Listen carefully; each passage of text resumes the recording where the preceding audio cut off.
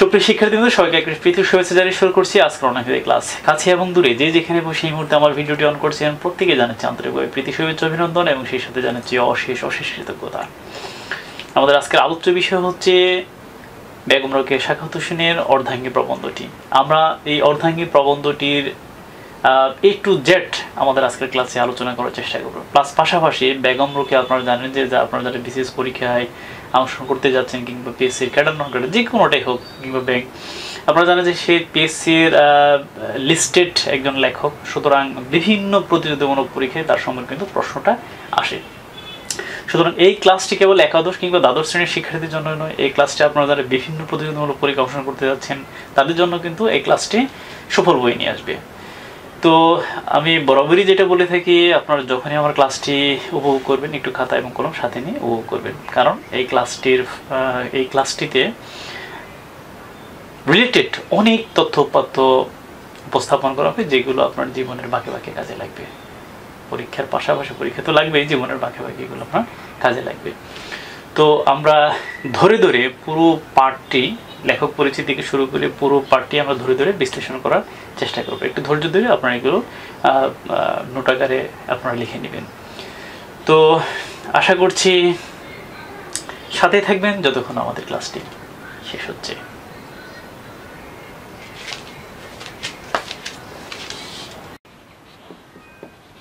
এটি হলো তার সাহিত্যিক নাম। তার ব্যক্তিগত নাম কিন্তু আবার অন্যরকম, রোকাইয়া, বেগম রোকেয়া। ডাক নাম ছিল রোকাইয়া, পারিবারিক আবার অন্যভাবে তাকে ডাকা হতো বেগম রোকাইয়া। আর সাহিত্যিক নাম হলো, দেখুন এটা দুইটা পার্ট আছে, একটা পার্ট হচ্ছে তার নিজের নাম এবং আরেকটা পার্ট হচ্ছে তার হাজব্যান্ডের বা স্বামীর নাম। তো তার স্বামীর নামকেও তিনি তার নামের সাথে জুড়ে দিয়েছেন। তো এই দুটো নাম একত্রে তিনি তার সাহিত্যিক নাম হিসেবে নির্বাচন করেছেন। পুরো নামটা কি? বেগম রোকেয়া সাখাওয়াত। তো এটি হলো তার পুরো নাম। তাদের বংশের নাম একটু নোট করে নেবেন, এগুলো সাবের বংশ। বংশের নাম কি? বংশের নাম হলো সাবের বংশ। তার পিতার নাম কি? পিতার নাম হলো জহিরুদ্দিন। পিতার নাম হলো জহিরুদ্দিন মোহাম্মদ আবু আলী হায়দার সাহেব। শুধু জহিরুদ্দিনে মনে রাখেন, জহিরুদ্দিন আবু আলী হায়দার সাবের। প্রত্যেকের নামের শেষে কিন্তু সাবের আছে। তার মাতার নামটা কি? মাতার নামটাও একটু পাশাপাশি একটু নোট করে রাখবেন। মাতার নাম হচ্ছে রাহাতুন্নেসা।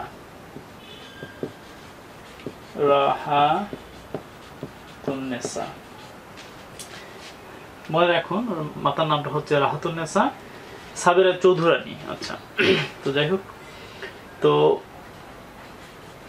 এইগুলোর চাইতেও আরো অধিক গুরুত্বপূর্ণ তার জন্ম তারিখটা। জন্ম তারিখটা কিন্তু আপনারা একটু নোট করে রাখবেন।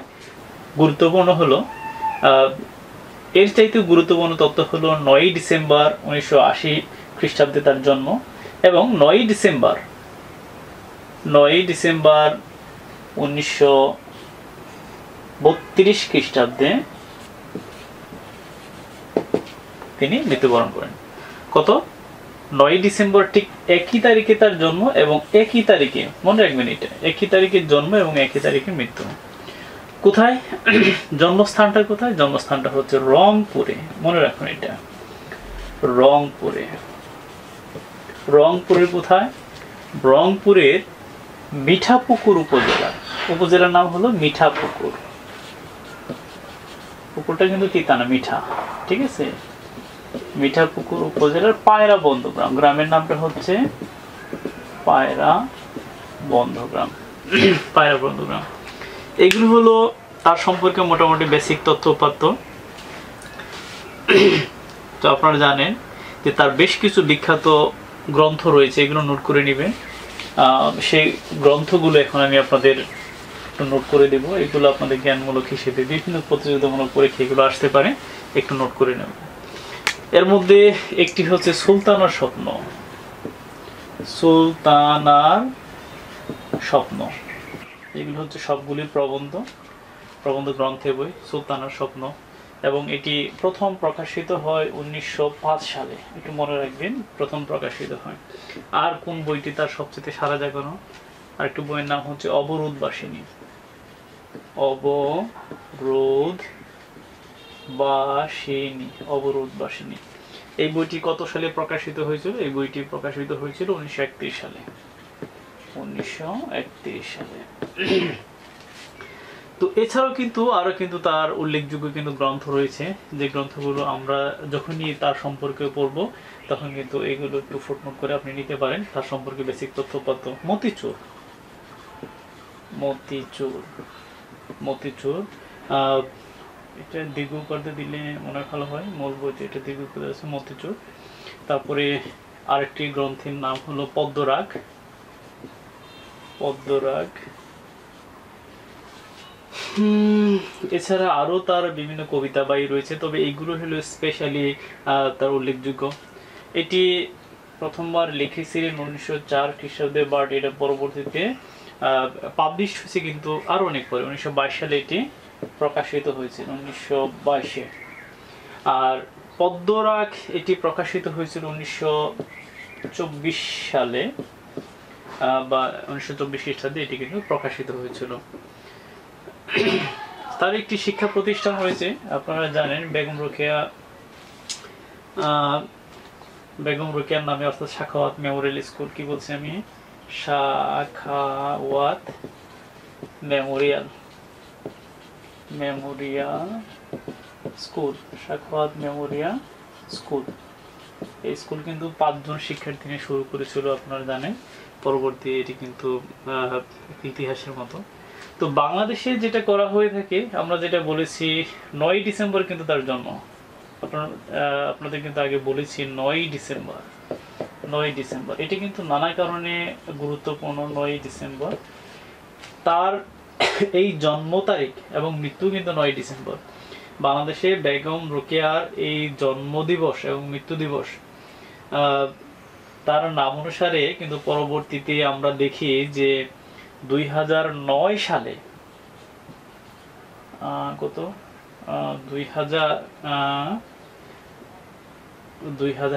2009 সালে তার নামে কিন্তু একটি বিশ্ববিদ্যালয় বাংলাদেশে কিন্তু স্থাপিত হয়েছিল।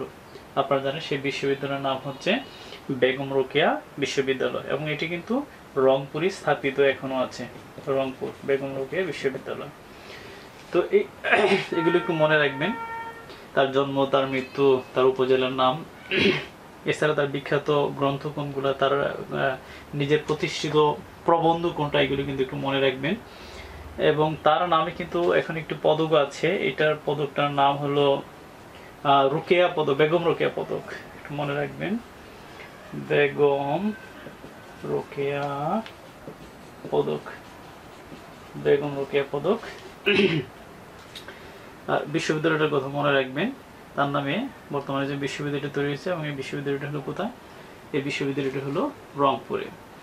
এইগুলো হলো তার সম্পর্কে বেসিক তথ্য এবং উপাত্ত। আমি আবার একটু রিভিউ করতেছি। ঠিক একই সালে তার জন্ম, এবং একই মাসে একই তারিখে তার জন্ম এবং একই তারিখে তার মৃত্যু। যদিও জন্মটা হলো 1880 এবং মৃত্যুটা আপনারা জানেন যে 1932। একটু মনে রাখবেন যে একই তারিখ। আসলে সব লেখক সাহিত্যিকরা আসলে সবারই আসলে ভাগ্য সৌভাগ্য যেটাই বলেন হয় না, কিন্তু তার ক্ষেত্রে এটা কাকতালীয়ভাবে এটা হয়েছে। তো এই পার্ট সম্পর্কে বেশ কিছু শব্দার্থ, কঠিন শব্দার্থ রয়েছে, সেগুলো আপনারা নিজে নিজে ট্রাই করবেন। আমি এখানে কিছু শব্দার্থ এখানে আপনাদের কাছে উপস্থাপন করবো।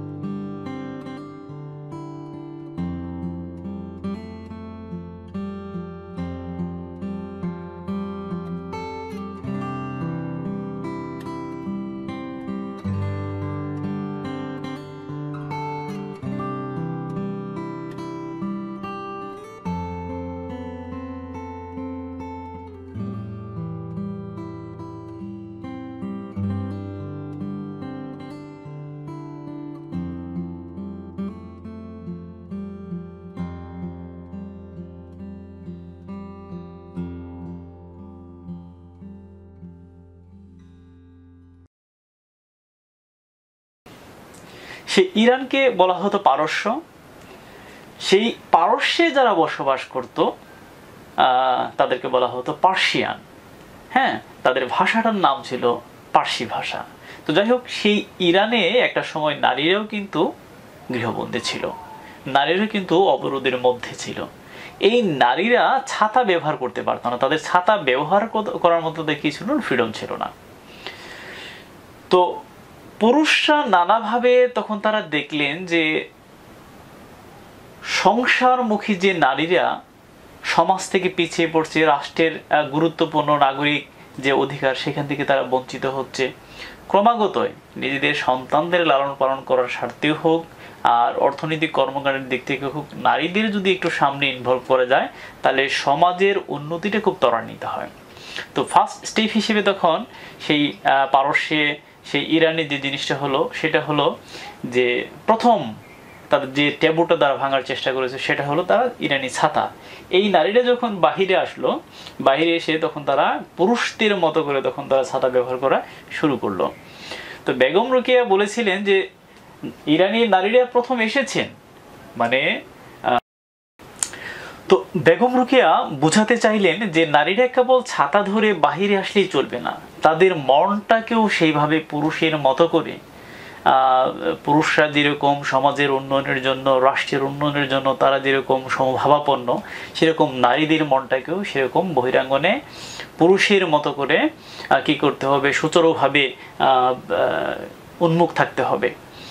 তো এই কারণে বললো শুধু ছাতাই নয়, প্রকৃতপক্ষে এটা যদি একটা প্রতীকের স্টেপ ছিল যে ছাতা ধরার মধ্য দিয়ে নারীরা বহিরাঙ্গন এসেছে, কিন্তু সত্যিকার অর্থে তাদের মনটা সেই যে আগে থেকে একটা দাসী বৃত্তির মধ্য দিয়ে তাদের মনটা ঘুরপাক খাচ্ছিল, নারীদের মনটা, সেখান থেকে তাদের কি করতে হবে, বেরিয়ে আসতে হবে।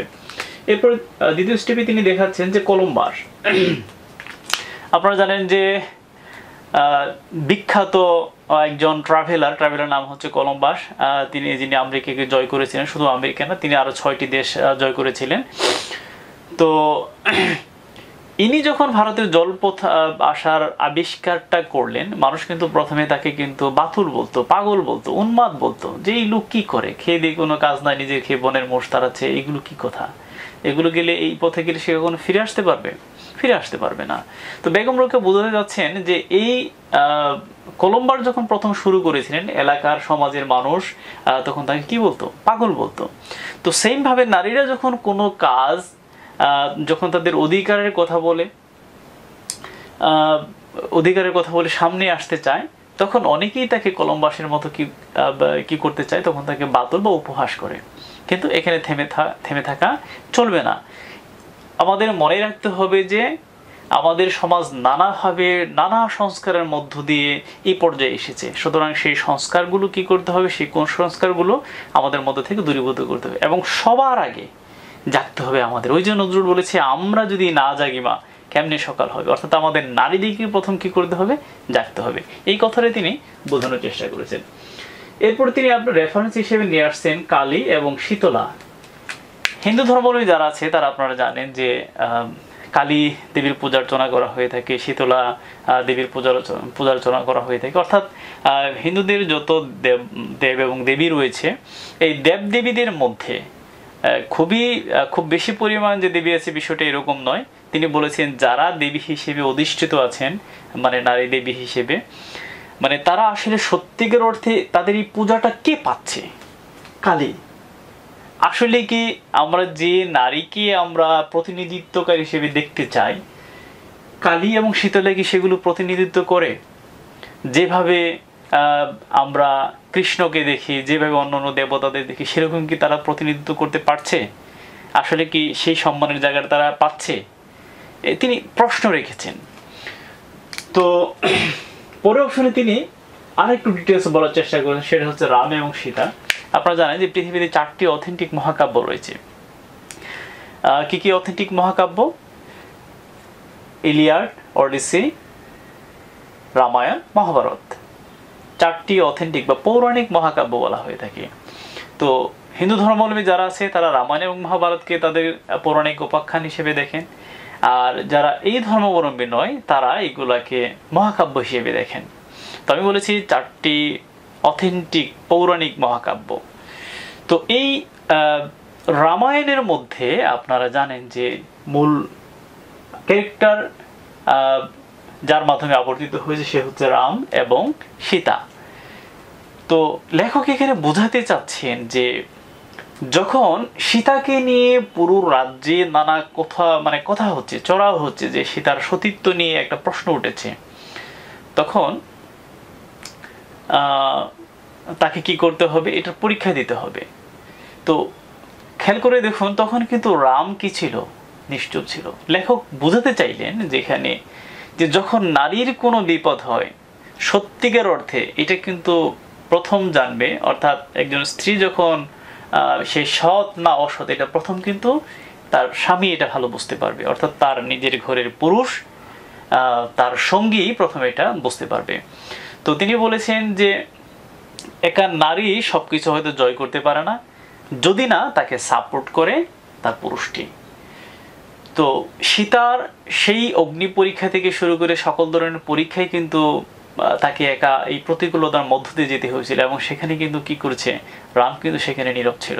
তিনি বলেছেন যে আসলে নারীদের যেভাবে সমাজ একের পর এক বিভিন্ন পরীক্ষা নিরীক্ষার মধ্য দিয়ে নারীদেরকে যেভাবে সামনের দিকে যেতে হয়, মানে পুরো সমাজের স্তরে স্তরে এরকম কি রয়েছে, প্রতিবন্ধকতা রয়েছে, এবং নারীদেরকে সেই প্রতিকূলতা ওভারকাম করে সামনের দিকে যেতে হয়। তিনি আরেকটি রেফারেন্স নিয়ে আসছেন, বলছেন দ্বিচক্রযান। তাহলে দ্বিচক্রযান কি? দ্বি মানে হচ্ছে দুই, চক্রযান মানে আমরা যেগুলোকে পরিবহন বলে থাকি, 2 চাকার গাড়ি।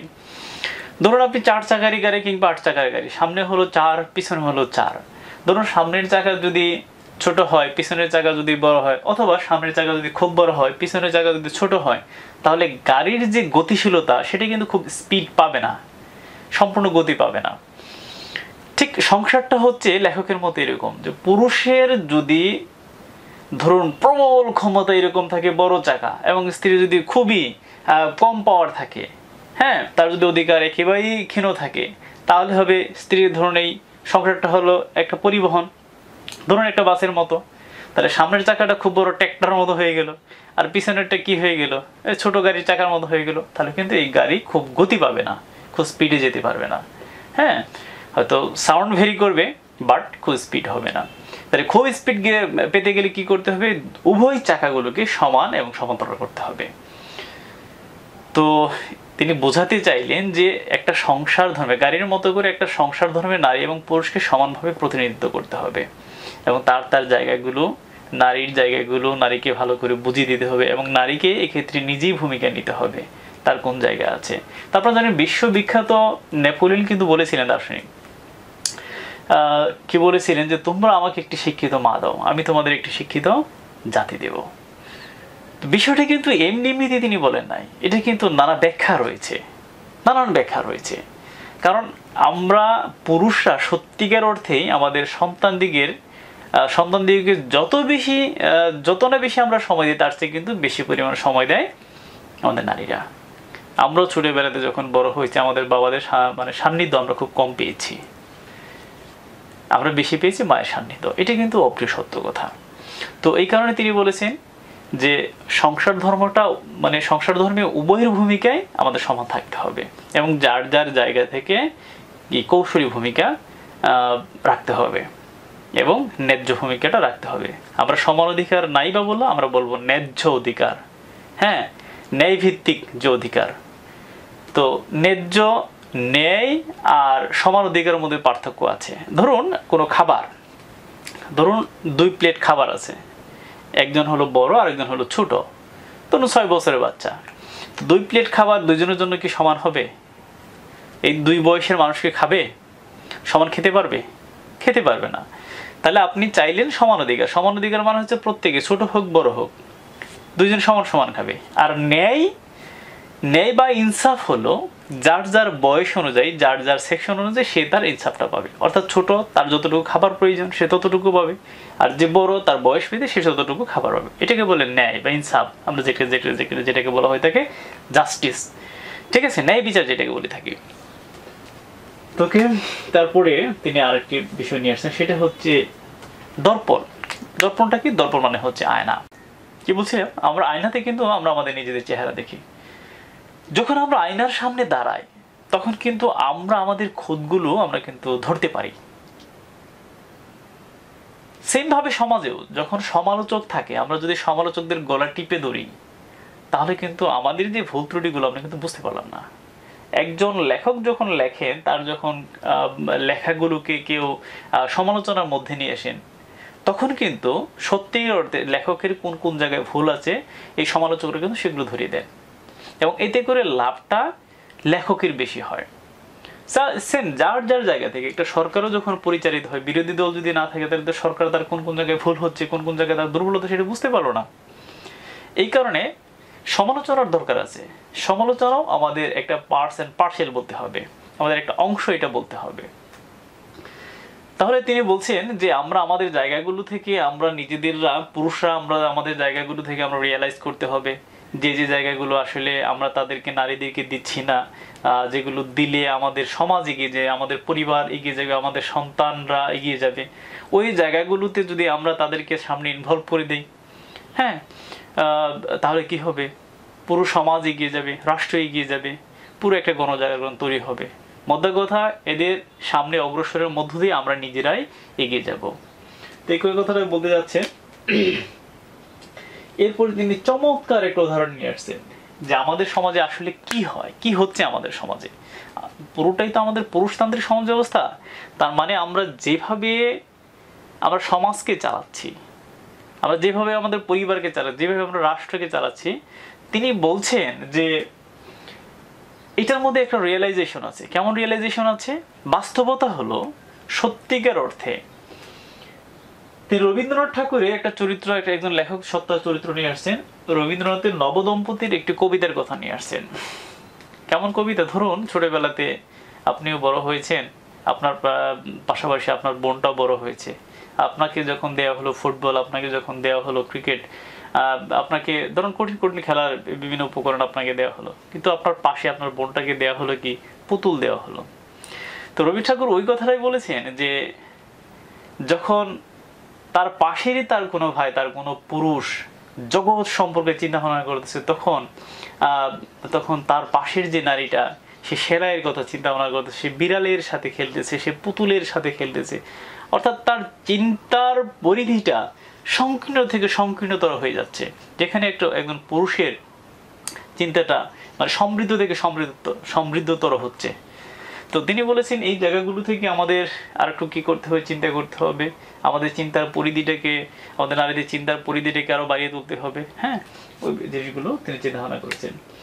তো এইটাকে আর একটু মডিফাই করার জন্য তিনি বলেছেন কর্মক্ষেত্রের কথা। ধরুন আপনি আমাদের যখন পুরুষরা পৃথিবীতে দাঁড়িয়ে চন্দ্রগ্রহণ, সূর্যগ্রহণ কিংবা এগুলোর আয়তন মাপতেছে, এই সময়ে তার পাশের যে নারীটা, তার যে সঙ্গীটা, সে কি করতেছে?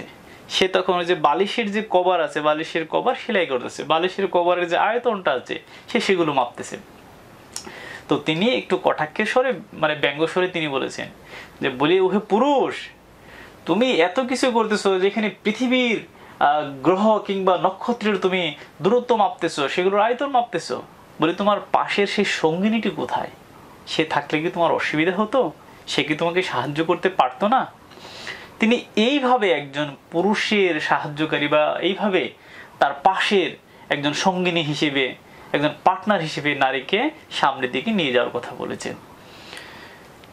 এরপর আমরা দেখি উচ্চশিক্ষা। সত্যিকার অর্থেই যদিও বর্তমানে আমাদের কিছুটা রেভলিউশন আসছে, শিক্ষাক্ষেত্রে অনেকটা পরিবর্তন চলে আসছে, কিন্তু তারপরেও আপনি দেখেন এখনো তো আমাদের সমাজে বিষয়টি এরকম আছে যে জনসংখ্যা বৃদ্ধির ক্ষেত্রে এখন আমাদের কিন্তু মানে পুরুষতান্ত্রিক সমাজ ব্যবস্থায় ছেলে সন্তান হলে কিন্তু আমরা খুশি হই।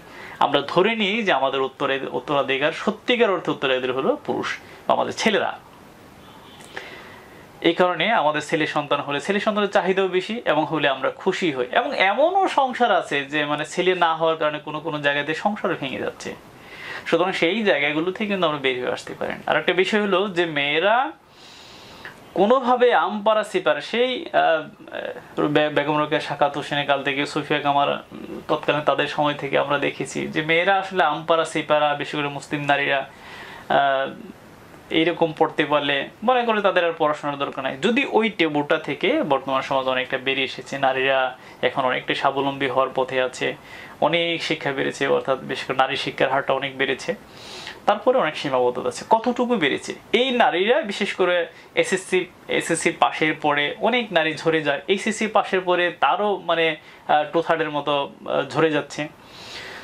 তো সুতরাং আমরা চিন্তা ভাবনা করি, আমরা পুরুষরা চিন্তা ভাবনা করি নারীরা এই মাধ্যমিক উচ্চ মাধ্যমিক শেষ করতে পারলে দ্যাটস ফাইন, এরপরে বিশ্ববিদ্যালয় পর্যন্ত আসলে খুব ওই যে পরিমাণ নারীরা পাশ করে, ইন্টারভিউ পাশ করে, তার কিন্তু অনেক নারীরাই কিন্তু বিশ্ববিদ্যালয় পর্যন্ত যেতে পারে না, ঝরে যায়। তো ওই উচ্চশিক্ষার ক্ষেত্রে এবং চাকরির ক্ষেত্রে আরো প্রতিবন্ধকতা আছে। আমরা নারীদেরকে চাকরিতে দিতে উৎসাহ বোধ করি না, আমরা কমফোর্ট ফিল করি না। নানাভাবে নারীরা, আমরা পুরুষরা, আমার পাশের যে ভাইটি যেভাবে চাকরি করতে যাচ্ছে, যেভাবে তাকে ফ্রিডম দিচ্ছি, আমরা স্বাধীনতা দিচ্ছি, ঠিক সেইভাবে আমার বোনটিকে আমরা দিচ্ছি না, আমরা নানাভাবে দিতে চাচ্ছি না। আমরা নানান সমাজের প্রতিকূলতার কথা চিন্তা ভাবনা করি। আসলে আমাদের পুরুষদের মধ্যেও মন মানসিকতার মধ্যে একটা রেভলিউশন আনতে হবে। আমরা আমাদের জায়গাগুলো থেকে যদি সৎ থাকে, আমরা যদি সততার পরিচয় দিই, তাহলে কিন্তু আমাদের সমাজের একটা ইতিবাচক পরিবর্তন আসবে।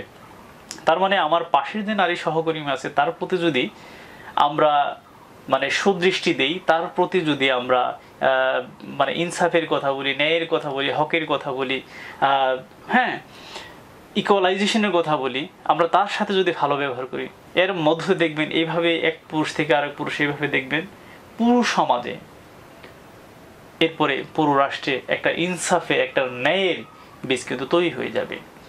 সুতরাং এর পরবর্তীতে আমরা দেখব যে উচ্চশিক্ষার ক্ষেত্রে একটা রেভলিউশন বা একটা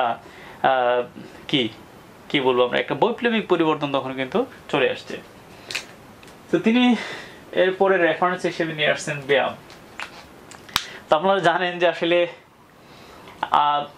বাংলাদেশ থেকে শুরু করে পুরো পৃথিবীতে মানে ওয়েস্টার্ন কালচার আমরা বাদ দিলাম, মানে আমরা এশিয়ার কথাই ধরি, আপনি যতগুলো জিমনেশিয়াম আপনি দেখবেন মানে 95% জিমনেশিয়াম হলো কাদের জন্য? পুরুষদের জন্য। ছেলেরা মানে বডি বিল্ডার হবে, ছেলেদের মাসল হবে, মানে চেস্ট হবে, হ্যাঁ এদের ফিগার সুন্দর থেকে সুন্দরতর হবে, মানে পুরো সমাজই চাচ্ছে পুরুষরা হবে বীর এদের সূর্য বীর্যে পুরো পৃথিবী মোহিত হবে। কিন্তু কোনোভাবে আমরা চাই না ওই পুরুষের রিপ্লেসমেন্টে আরেকটা নারী হোক, তারা এরকম বডি বিল্ডার হোক, মানে কি হোক, ওই রকম শক্তি সামর্থ্যবান, আমরা এটা চাই না। বরং আমাদের দৃষ্টিতে এরকম যে নারীরা হবে সুন্দরী, তারা সাজসজ্জা নিয়ে পরে থাকবে, তারা হবে সুন্দরের প্রতীক, তারা হবে কোমল, তারা বীর হবে না। তো ফলে ওই জায়গাগুলো থেকে আমরা নারীদেরকেও কি করতেছি, আমরা অনুৎসাহিত করতেছি। আমরা নারীদেরকে নানাভাবে ওই সুন্দরের দিকে, তারা যেন সুন্দরের চর্চা করে, নিজেকে নিয়ে যেন ব্যস্ত থাকে, প্রেজেন্টেশন, নিজেকে যেন সমাজে ওইভাবে প্রেজেন্টেশন করে, কোমলভাবে প্রেজেন্টেশন করে, ওইভাবেই তাদেরকে আমরা মোটিভেট করার চেষ্টা করতেছি। আমরা তাদেরকে চুলের কথা রেফারেন্স দিই, তোমার চুলগুলো সিল্কি, তার মানে হচ্ছে সে এরকম, যখনই প্রশংসা করবো পরবর্তীতে সেদিকে কনভার্ট হয়ে যাবে।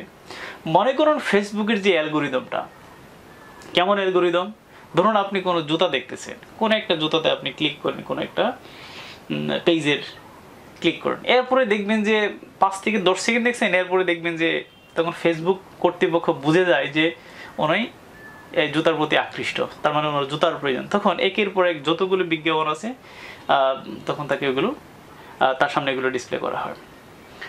বিষয়গুলো এরকমই, অ্যালগোরিদমটা ওইভাবেই সাজানো হয়ে থাকে। তো যাই হোক, তো আমরা বলছিলাম যে আমাদের ওই জায়গাগুলো থেকে আরেকটু কি করতে হবে, আমাদের আরেকটু স্বচ্ছ চিন্তা ভাবনা করতে হবে। মনের অ্যালগোরিদমগুলো আমাদেরকে কি করতে হবে, একটু সাজাতে হবে, যাতে আমাদের নারীরা ওই জায়গাগুলো থেকে তাদের উত্তরণ ঘটে। কোন জায়গাগুলোর কথা বলছি? ব্যায়াম কিন্তু, শরীরচর্চা কিন্তু সকলের প্রয়োজন আছে। এটা যেরকম নারীর যেরকম আছে, এটা তেমনই কারো আছে, পুরুষের প্রয়োজন, সমান প্রয়োজন আছে। শরীর সুস্থ, শরীরে সুস্থ মন। দেহ সুস্থ না থাকলে মন সুস্থ থাকে না, আর মন সুস্থ না থাকলে পৃথিবীর কোনো কাজে কিন্তু আপনি আনন্দ পাবেন না। সুতরাং সেই কারণে ওই যে আমি বললাম যে আমাদের মনের অ্যালগোরিদমটা কিন্তু একটু ঠিক করতে হবে। আমার পাশাপাশি, আমাদের পুরুষদের পাশাপাশি নারীদেরকেও সেভাবে সুস্থ রাখার চিন্তা ভাবনা করতে হবে। এরপরে আমরা দেখি, চমৎকার একটি উদাহরণ দিয়েছেন এখানে, তিনি ঋণের কথা বলেছেন যে পাশ্চাত্য, আমরা জানি নারীদের রেনেসার জন্য, নারীদের গণজাগরণের জন্য, নারীদের কি বলা হয় বৈপ্লবিক পরিবর্তনের জন্য ওয়েস্টার্ন বা পশ্চিমা বিশ্ব কিন্তু অনেকটা এগিয়ে। তিনি বলেছেন পশ্চিমা বিশ্ব এগিয়ে থাকলেও আসলেই কতটুকু এগিয়ে। তিনি উদাহরণ দিয়েছেন, একজন পুরুষ যখন নানাভাবে সংসার টানতে, অর্থনৈতিক এই টানাপোড়েন কাটিয়ে উঠতে একজন পুরুষকে যে পরিমাণ বেগ পেতে হয়, পুরুষ যখন ঋণে জর্জরিত থাকে, তখন কিন্তু এই পুরুষকে পাশে সান্ত্বনা দেওয়ার মতো এরকম কিন্তু নারী পাওয়া যায় না। নারীরা কিন্তু এগুলো নেয় না, কারণ আমরা পুরুষরাই ওই যে এককভাবে আমরা সমাজ এবং রাষ্ট্রের দায়িত্বগুলো আমরা যে নিয়ে নিচ্ছি, আমরা এদিকে এগুলো কিন্তু তাদেরকে শেয়ার করতেছি না। সুতরাং নারীকে ওইভাবে কি করতে হবে, ওইভাবে প্রমোট করতে হবে যেন সংসারে দুজন একে অপরের পরিপূরক হয়। নারীর দুঃখে যেন পুরুষ পাশে থাকে, পুরুষের দুঃখে যেন নারী পাশে থাকে। এইভাবেই হয়ে উঠতে হবে একে অপরের পরিপূরক।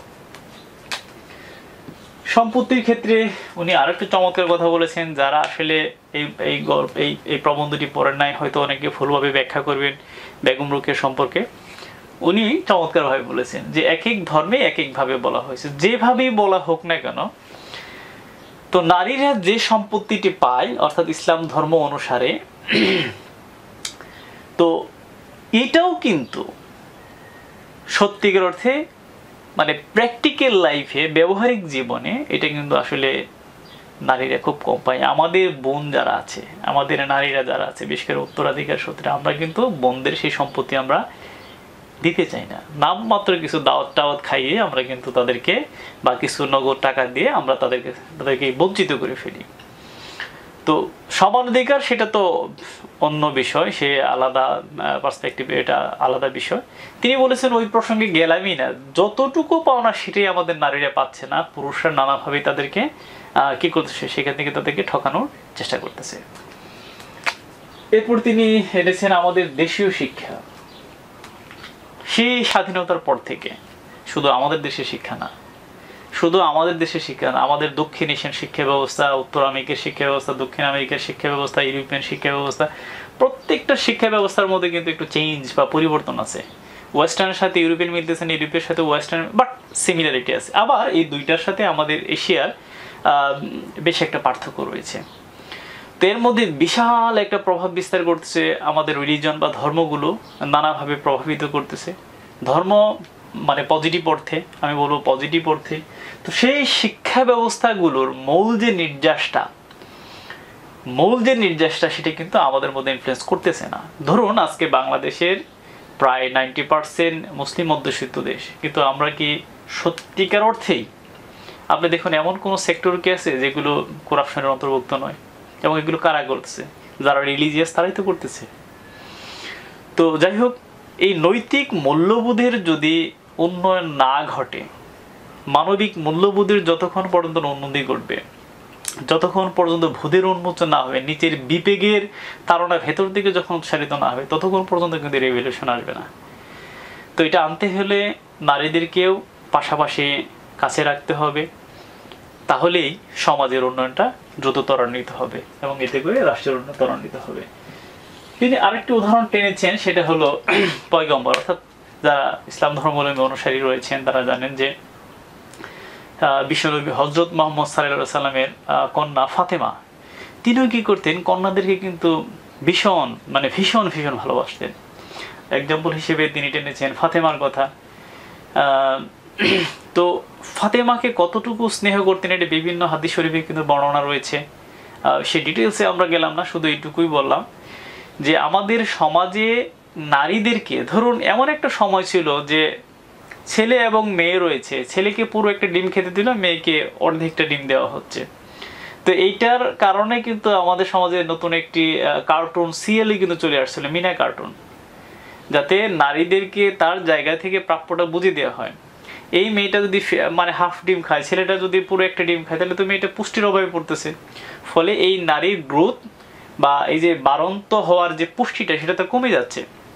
ওই জায়গাগুলো আমাদের বুঝতে হবে, ওই জায়গাগুলো থেকে আমাদের বেরিয়ে আসতে হবে, যার যার ন্যায্যটা তাকে বুঝিয়ে দিতে হবে। এটাই বেগম রোকেয়া বলার চেষ্টা করেছেন তার প্রবন্ধতে। নারীদেরকে পজিটিভ অর্থে দেখতে হবে, নারীকে মনে রাখতে হবে সে বোঝা নয়, বরং তাকে জনশক্তিতে রূপান্তরিত করতে হবে। তো ওইটাই আগের কথা, ওই যে সম্পত্তির ক্ষেত্রে আমরা যেরকম বলেছিলাম সমরাধিকার, তিনি বোঝাতে চাইলেন কোনোভাবেই তার জায়গা থেকে তাকে বঞ্চিত করা যাবে না। সংসার ধর্মে তার যতটুকু অধিকার রয়েছে, সন্তান লালন পালনের ক্ষেত্রে তার যতটুকু অধিকার রয়েছে, ইভেন রাষ্ট্র পরিচালনার ক্ষেত্রে তার যতটুকু অধিকার রয়েছে, তার জায়গা থেকে তাকে উত্তরণের সুযোগ দিতে হবে। এবং এই ক্ষেত্রে পুরুষের পাশাপাশি নারীকেই আগে কি করতে হবে, ভূমিকা রাখতে হবে। নারীর উপন্যাসে, নারীর রচনায় যেন নারী নায়ক হটে। আমরা যেরকম পুরুষের রচনায় পুরুষকে নায়ক করি, নারীকে আমরা সাইডে রেখে দিই, ঠিক সেম ভাবে ওই যে নারীকে নারী কেন্দ্রিক রচনা তৈরি করতে হবে। তার উপন্যাসে, তার রচনায় যেন কখনোই পুরুষ প্রধান না হয়ে ওঠে, হোক কিন্তু চর্চাটা এমন হোক, ওই যে বেগম রোকেয়া বলছেন নারীদের মনটাই দাসে পরিণত হয়ে গেছে, যে কারণে আমরা আসলে আমাদের নারীরা নিজেদের জাগরণের জন্য পুরুষ ছাড়া অন্য কিছু চিন্তা ভাবনা করতে পারে না। তিনি সবচাইতে আলোচিত যে এক্সাম্পলটা নিয়ে এসেছেন সেটা বলেছেন উনি, স্বামী কি? স্বামী হচ্ছে, তিনি বলতেছেন স্বামী হচ্ছে প্রভু বা মালিক। প্রভু বা মালিক, আসলে কি স্বামীরা প্রভু বা মালিক হয়? আমাদের বাংলায় কিন্তু স্বামী শব্দের অর্থ হচ্ছে প্রভু বা মালিক। তিনি বলতে চাইলেন যে স্বামী আসলে আমাদের প্রভু বা মালিক না। তিনি রেফারেন্স দিয়েছেন, ধরুন তরুলতা বৃষ্টির উপর নির্ভরশীল, বৃষ্টি না হলে তরুলতা বড় হয় না। তাই বলি কি আমি বলবো যে তরুলতা বৃষ্টির স্বামী কিংবা বৃষ্টি তরুলতার স্বামী? একইভাবে ডাক্তারের উপর উকিল নির্ভরশীল, উকিলের উপর ডাক্তার নির্ভরশীল, কিংবা আমরা ব্যারিস্টারের উপর নির্ভরশীল, ব্যারিস্টার আমাদের উপর নির্ভরশীল। তাই বলি কি আমরা বলবো যে ডাক্তার উকিলের স্বামী বা উকিল ডাক্তারের স্বামী? কেউ বলা যায়? বলা যায় না।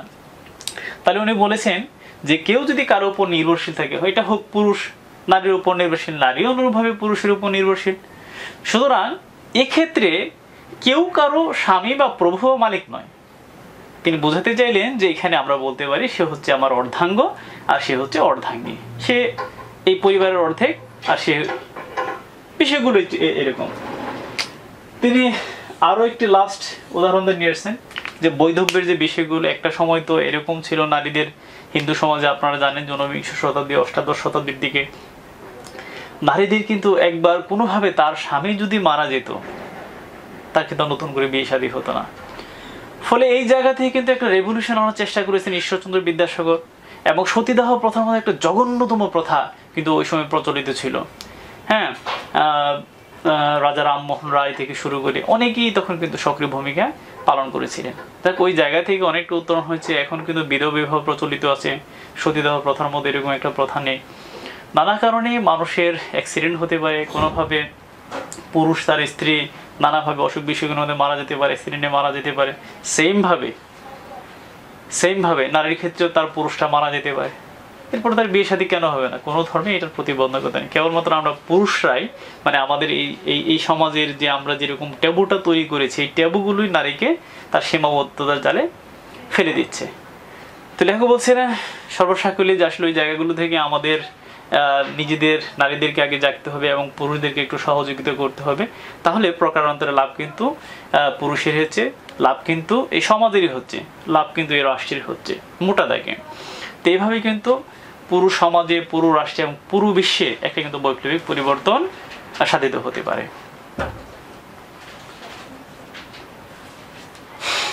সুপ্রিয় শিক্ষার্থীবৃন্দ, এই ছিল আজকের ক্লাস। জানেন ক্লাসটি কেমন লেগেছে? যদি ক্লাসটি ভালো লেগে থাকে প্রিয়জনদের সাথে একটু শেয়ার করবেন। তো আজ এই পর্যন্ত। ক্লাসটি কেমন লাগলো একটু মন্তব্য জানালাতে একটু লিখবেন, এবং পাশাপাশি আরও কোনো ক্লাসের যদি আপনারা প্রয়োজন মনে করেন কোনো বিষয় নিয়ে আলোচনা করতে, জাস্ট কমেন্ট অপশনে একটু জানাবেন। আশা করছি আপনাদের সকল অনুরোধ রাখা হবে। তা সে পর্যন্ত ভালো থাকুন, সুস্থ থাকুন, সুন্দর থাকুন, সবার প্রতি রইল নিরন্তর শুভকামনা। ধন্যবাদ সবাইকে।